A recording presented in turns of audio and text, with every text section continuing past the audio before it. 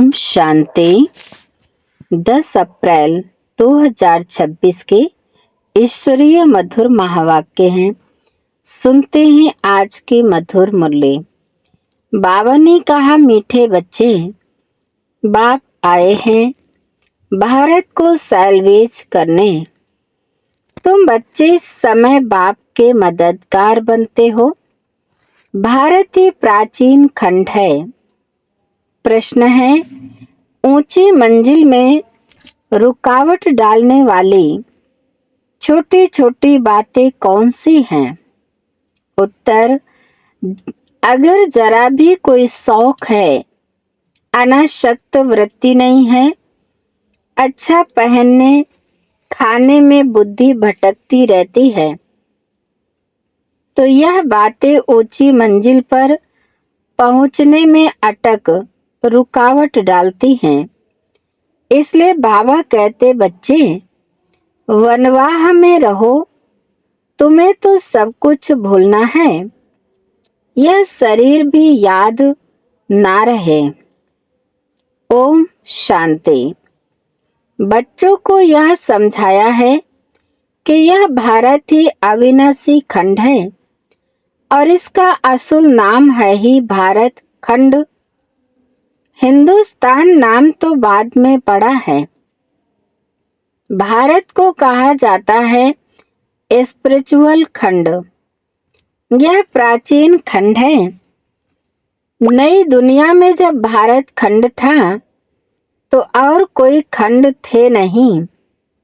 मुख्य है ही इस्लामी, बौद्धी और क्रिश्चियन।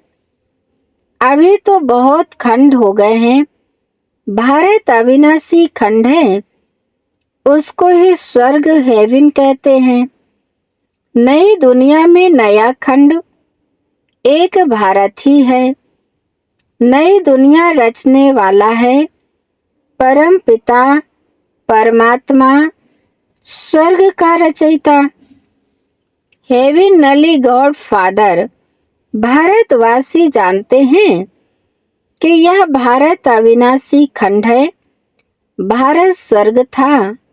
जब कोई मरता है तो कहते हैं स्वर्ग पधारा। समझते हैं स्वर्ग कहाँ ऊपर में है। देलवाड़ा मंदिर में भी बैकुंठ के चित्र छत में दिखाए हैं। यह किसके बुद्धि में नहीं आता कि भारत ही हेवन था, अब नहीं है। अभी तो हेल है, तो यह भी अज्ञान ठहरा। ज्ञान और अज्ञान दो चीजें होती हैं। ज्ञान को कहा जाता है दिन, अज्ञान को रात। घोर सोझरा और घोर अंधियारा कहा जाता है। सोझरा माना राइज, अंधियारा माना फाल। मनुष्य सूर्य का फाल देखने के लिए सनसेट पर जाते हैं। अब वह तो है हद की बात। इसके लिए कहा जाता है ब्रह्मा का दिन, ब्रह्मा की रात। अब ब्रह्मा तो है प्रजापिता, तो जरूर प्रजा का पिता हुआ। ज्ञान अंजन सतगुरु दिया, अज्ञान अंधेर विनाश। यह बातें दुनिया में कोई भी नहीं समझते हैं। यह है नई दुनिया के लिए नई नॉलेज। हेवन के लिए हेवनली गॉड फादर की नॉलेज चाहिए। गाते भी हैं फादर इज नॉलेजफुल, तो टीचर हो गया। फादर को कहा ही जाता है पतित पावन, और कोई को पतित पावन कह नहीं सकते। श्री कृष्ण को भी नहीं कह सकते। फादर तो सबका एक ही है। श्री कृष्ण तो सबका फादर है नहीं। वह तो जब बड़ा हो, शादी करे, तब एक दो बच्चे का बाप बनेगा। राधे कृष्ण को प्रिंस प्रिंसेस कहा जाता है। कभी स्वयंवर भी हुआ होगा। शादी के बाद ही माँ बाप बन सकते हैं। उनको कभी कोई वर्ल्ड गॉड फादर कह नहीं सकते। वर्ल्ड गॉड फादर सिर्फ एक ही निराकार बाप को कहा जाता है। ग्रेट ग्रेट ग्रैंडफादर शिव बाबा को नहीं कह सकते। ग्रेट ग्रेट ग्रैंडफादर है प्रजापिता ब्रह्मा। उनसे बिरादरी निकलती है। वह इनकॉर्पोरियल गॉड फादर निराकार आत्माओं का बाप है। निराकारी आत्माएं जब यहाँ शरीर में हैं, तब भक्ति मार्ग में पुकारती हैं। यह सब तुम नई बातें सुनते हो। यथार्थ रीति कोई भी शास्त्र में नहीं है। बाप कहते हैं, मैं सम्मुख बैठ तुम बच्चों को समझाता हूँ। फिर यह ज्ञान सारा गुम हो जाता है। फिर जब बाप आए तब आकर यथार्थ ज्ञान सुनाए।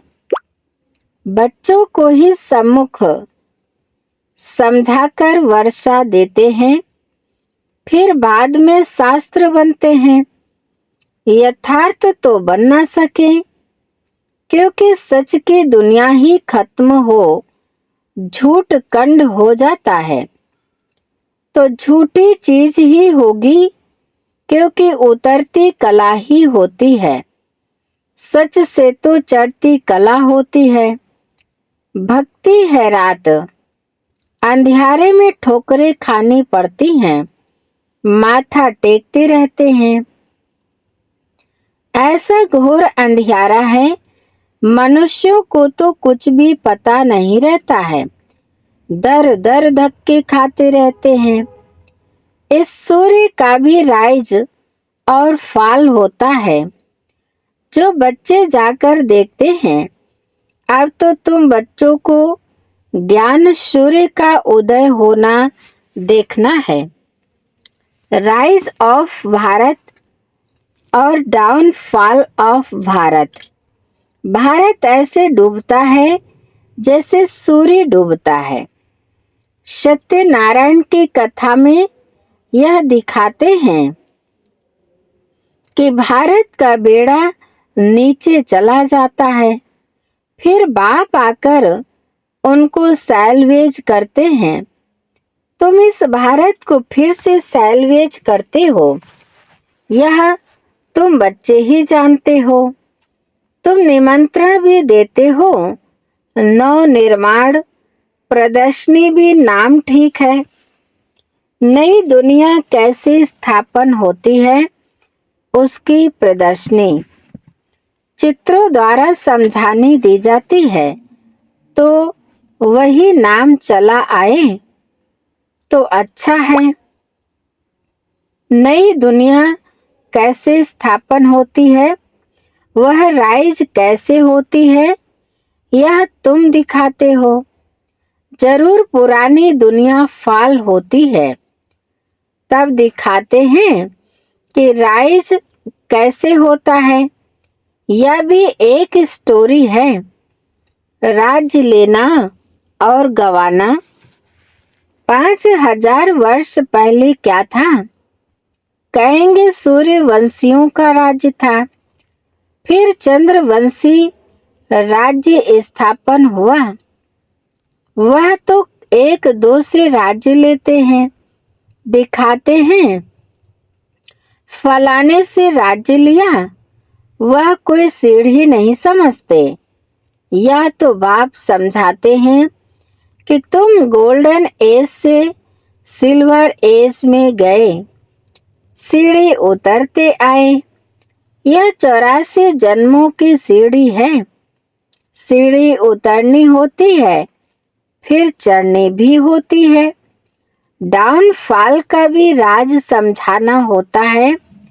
भारत का डाउनफॉल कितना समय, राइज कितना समय, फॉल एंड राइज ऑफ भारतवासी।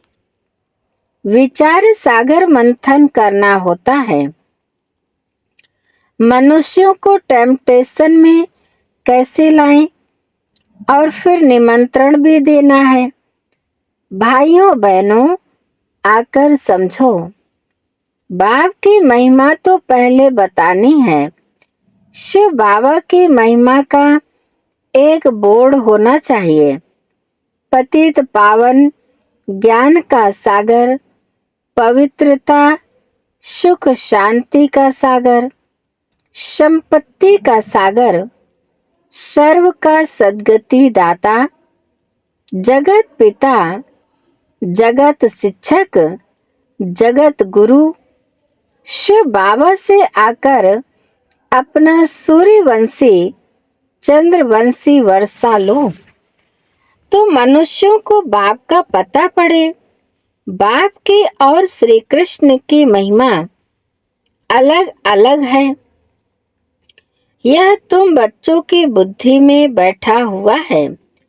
सर्विसेबल बच्चे जो हैं, वे सारा दिन दौड़ा दौड़ी करते रहते हैं। अपनी लौकिक सर्विस होते भी छुट्टी ले सर्विस में लग जाते हैं। यह है ही ईश्वरीय गवर्नमेंट। खास बच्चियां अगर ऐसी सर्विस में लग जाएं, तो बहुत नाम निकाल सकती हैं। सर्विसेबल बच्चों की पालना तो अच्छी रीति होती है, होती ही रहती है, क्योंकि शिव बाबा का भंडारा भरपूर है। जिस भंडारे से खाया वह भंडारा भरपूर, काल कंटक दूर। तुम हो शिववंशी, वह रचता है, यह रचना है। बाबुल नाम बहुत मीठा है। शिव साजन भी तो है ना। शिव बाबा की महिमा ही अलग है। निराकार अक्षर लिखने से समझते हैं कि उनका कोई आकार नहीं है। बिल्बिड़ मोस्त शिव बाबा है, परम पिता, परम प्रिय। तो लिखना ही है। इस समय लड़ाई का मैदान उनका भी है, तो तुम्हारा भी है। शिव शक्तियां नॉन वायलेंस गाई जाती हैं, परंतु चित्रों में देवियों को भी हथियार दे हिंसा दिखा दिया। वास्तव में तुम योग अथवा याद के बल से विश्व की बादशाही लेते हो। हथियारों आदि की बात ही नहीं है। गंगा का प्रभाव बहुत है, बहुतों को साक्षात्कार भी होगा। भक्ति मार्ग में समझते हैं कि गंगा जल मिले तब उद्धार हो, इसलिए गुप्त गंगा कहते रहते हैं। कहते हैं बाण मारा और गंगा निकली।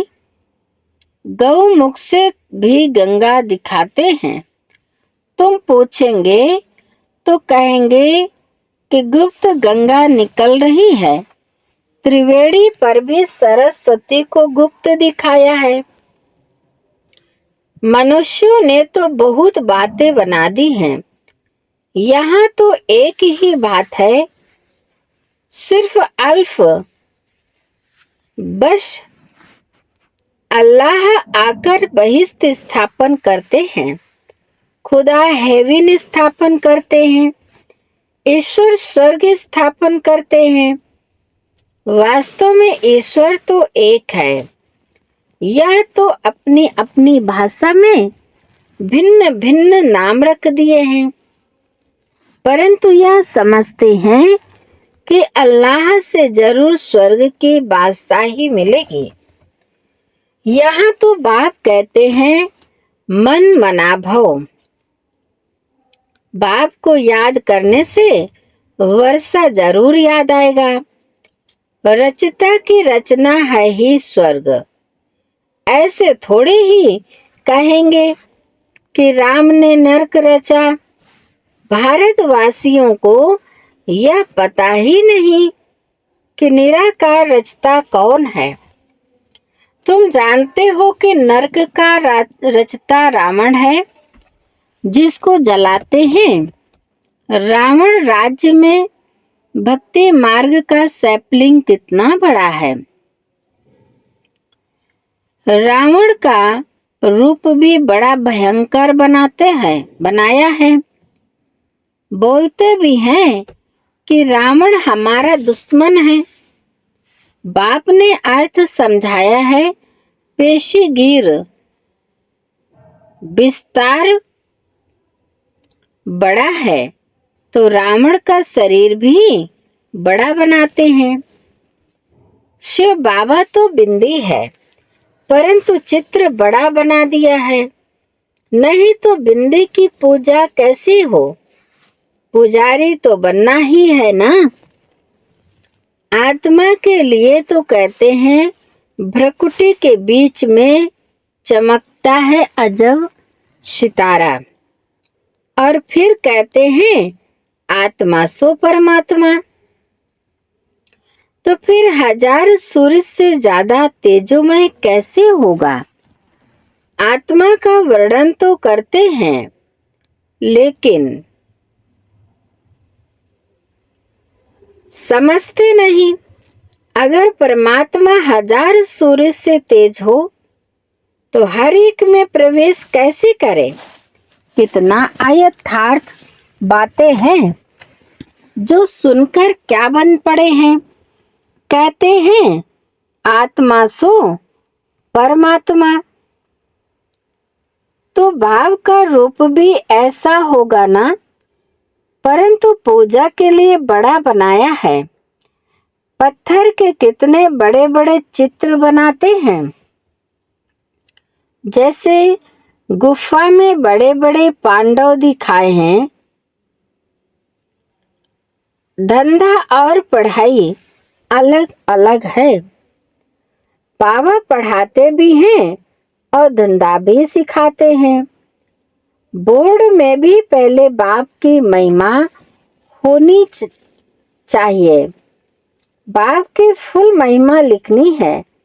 यह बातें तुम बच्चों की भी बुद्धि में नंबरवार पुरुषार्थ अनुसार आती है। इसलिए महारथी घोड़े सवार कहा जाता है। हथियार आदि की कोई बात नहीं है। बाप बुद्धि का ताला खोल देते हैं। यह गोदरेज का ताला कोई खोल न सके। बाप के पास कितने आते हैं तो बाबा बच्चों से पूछते हैं कि आगे कब मिले हो, इस जगह पर, इस दिन कब मिले हो।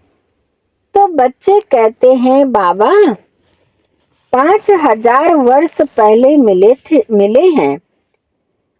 अब यह बातें ऐसे कोई पूछ ना सके। कितनी ज्ञान की युक्तियां बाबा समझाते हैं, परंतु धारणा नंबरवार होती है। शिव बाबा की महिमा अलग है। ब्रह्मा विष्णु शंकर की महिमा अलग है। हर एक का पार्ट अलग अलग है। एक न मिले दूसरे से। यह अनादि ड्रामा है, वही फिर रिपीट होगा। अभी तुम्हारी बुद्धि में बैठा हुआ है कि हम कैसे मूल वतन में जाते हैं, फिर आते हैं पाठ बजाने के लिए। जाते हैं वाया सूक्ष्म वतन। आने समय सूक्ष्म वतन है नहीं। सूक्ष्म वतन का साक्षात्कार कभी किसी को होता ही नहीं। सूक्ष्म वतन का साक्षात करने लिए कोई तपस्या नहीं करते हैं, क्योंकि उनको कोई जानते नहीं है। सूक्ष्म वतन का कोई भगत थोड़े ही होगा। सूक्ष्म वतन अभी रचता है माया।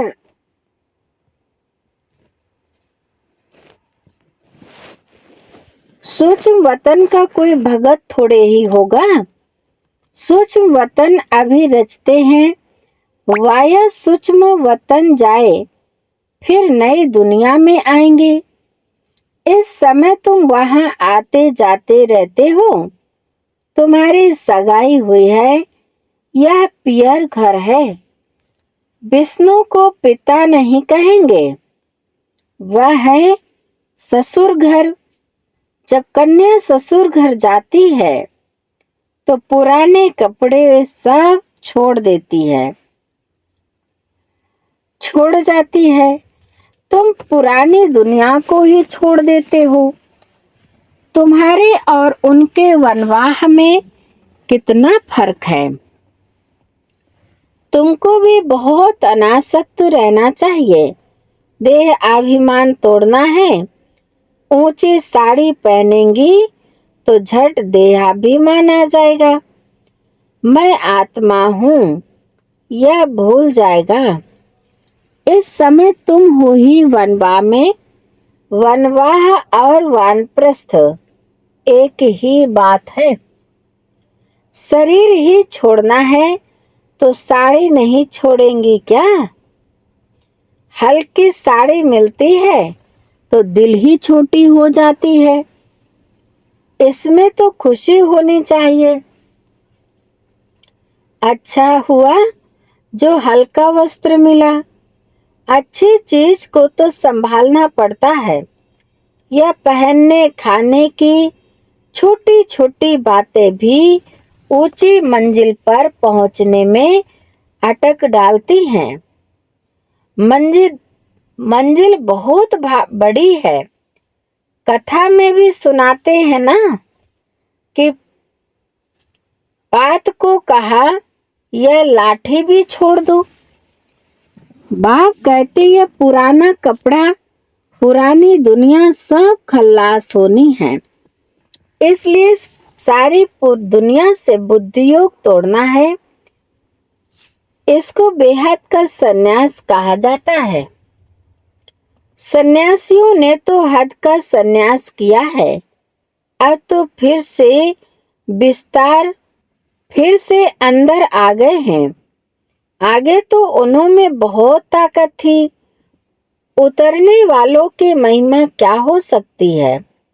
नई नई आत्माएं भी पिछाड़ी तक आती रहती हैं। पाठ बजाने उनमें क्या ताकत होगी। तुम तो पूरे 84 जन्म लेते हो। यह सब समझने के लिए कितनी अच्छी बुद्धि चाहिए। सर्विसेबल बच्चे सर्विस में उछलते रहेंगे। ज्ञान सागर के बच्चे ऐसे भाषण करें जैसे बाबा उछलता है। इसमें फंक नहीं होना है। अच्छा, बाबा बच्चों से नमस्ते करते हैं। मीठे मीठे शिकिल दे बच्चों प्रति माता पिता बाप दादा को याद प्यार और गुड मॉर्निंग। रूहानी बाप की रूहानी बच्चों को नमस्ते। हम रूहानी बच्चों की रूहानी माता पिता बाप दादा को याद प्यार और नमस्ते नमस्ते नमस्ते। धारणा के लिए मुख्य सार नंबर 1, बुद्धि से बेहद का संन्यास करना है।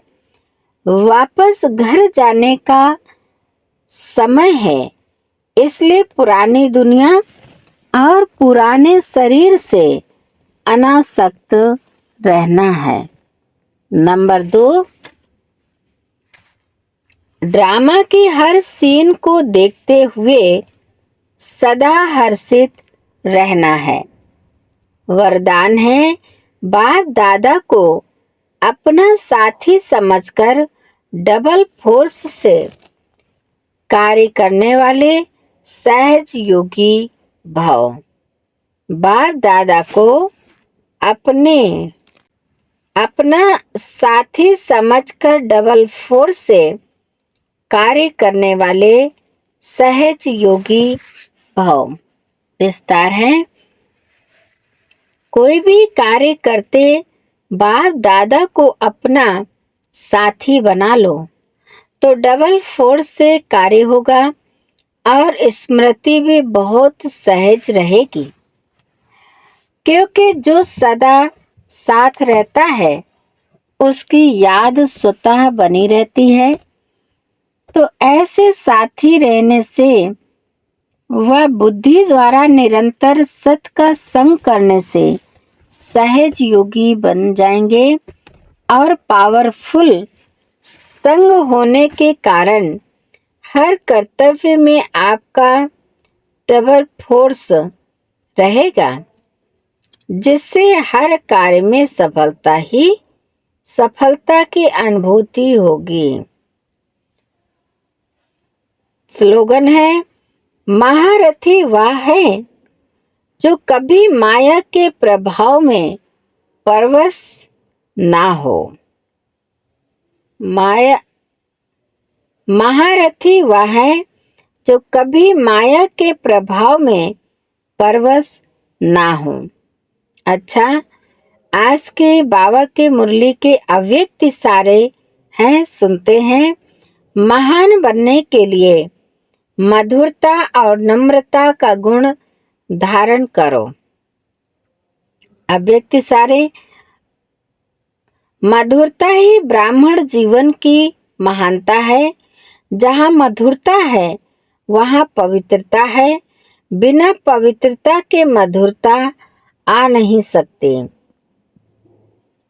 जितना बुद्धि में नशा हो उतना ही कर्म में नम्रता और बोल में मधुरता हो। ऐसे नशे में रहने से कभी नुकसान नहीं होगा। सिद्धि को पाने वाले स्वयं को नम्रचित्त निर्माण हर बात में अपने आप को नम्र, अपने आप को गुण ग्राहक और मधुरता संपन्न बनाएंगे। अच्छा, आज की मुरली यहीं पर समाप्त होती है। मीठे मीठे प्यारे प्यारे माता पिता बाप दादा को दिल से बहुत बहुत शुक्रिया। आप सभी महान आत्माओं को दिल से शुक्रिया। ओम शांति।